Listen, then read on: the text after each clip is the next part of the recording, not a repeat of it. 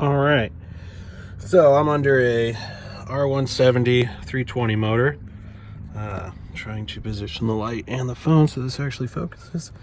I'm looking at the left-hand side. I'm an America, so driver's side motor mount. I have removed the bottom bolt here on the left side. I recently did the transmission mount, which is way back here under there. That one really wasn't bad to do at all, just 6 bolts for the most part. Pretty accessible. Further back on the car, so jacking it up was a pain in the ass, but looking at this one, it doesn't look terrible, but you can kind of see some rust around there. It's not going to focus just because of how tight I am under the car here. Yeah, but rubber looks all right. They don't really look too compressed. Based on some of the pictures I've seen some other ones. Here's one of the new ones. They go in upside down like that. And apparently the tab on the top is left and right tabs, so you do have to kind of make sure you've got the right ones in there, but this is the new one.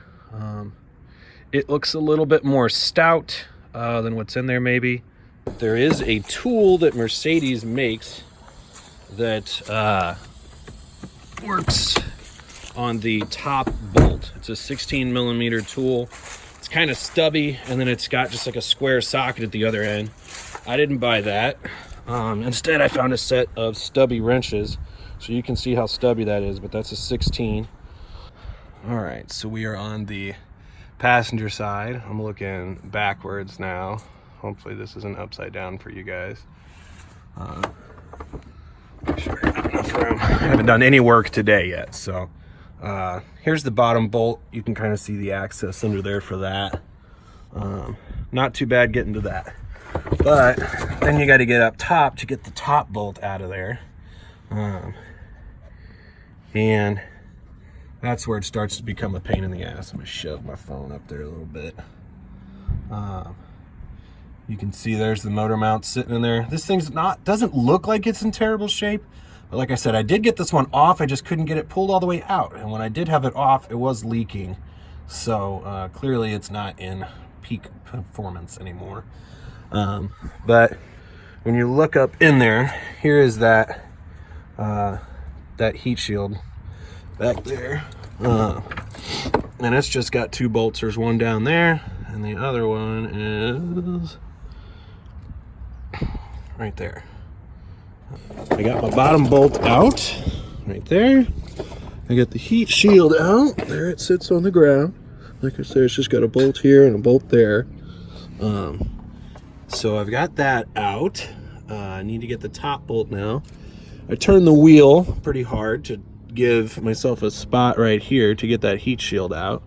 Got the engine jacked up. I've got both bolts out. There was a heat shield on top that looked like this. It kind of, you can see the little hole and the notch. So the notch faces out. It kind of sits on top of it like that, facing with that flange outward. So I've got it loose. Okay, you can see where it sits normally. Loose enough to where I can pull it out. Okay, it is free from the motor. But this is where it starts. This is where I ran into last time. There doesn't seem to be a way to get it out then. So I made such a fuss about this, you know, how this thing wouldn't come out. Everybody's saying, oh, you know, you gotta take it out backwards and back around the tie rod and everything, and it just slips out back here, and I just fought it and could never really get it to move out from back there. I think that's primarily because everything I was trying to work around back here is part of the frame and not part of the engine. So no matter how high I lifted the engine, I wasn't really making myself any room. So just to re-illustrate that and also show this. So this is what this thing looks like from below. You know, some people talk about, oh, what do they look like when they're bad? The actual mount itself doesn't look terrible, and granted, I don't get this view, but even when I look up from here, you know, it just doesn't really look bad. You can see the space on the top where I've got it lifted, but I'm gonna go ahead and pull it out now, which is the better way. Ready? Everybody told me to pull it backwards. Lifted the motor up extra high. I bring it forward, and I don't even need to take the damn alternator off. I just popped it out the front. Now, here's the best part. Here's one of the old mounts here. And yes, it is sitting on a super professional skateboard there. You know, like I said, it doesn't really look terrible. What happened when it was under there, though, was that, you know, I would get it rocking around and it'd start leaking on me. And I'm like, oh, it's definitely leaking. And so I managed to get it to a point where it would come out. And well, it wasn't coming out, but I had gotten it loose enough in there where I was able to get it turned over. And that's what happened. Okay, so I don't know how thick this rubber was supposed to be at the beginning, but in terms of how this mount looked versus how it was performing, it looked fine from below, and it probably was performing all right, but it had literally severed all of the rubber in there. And you can see, I mean, that's like a ½ inch of rubber just completely gone. And this thing was full of hydraulic fluid still. I got it turned upside down and spilled it on my face a couple times, but now I've at least gotten it out. So I wanted to show you guys what it looked like. You know, rubber's not in terrible shape on the outside.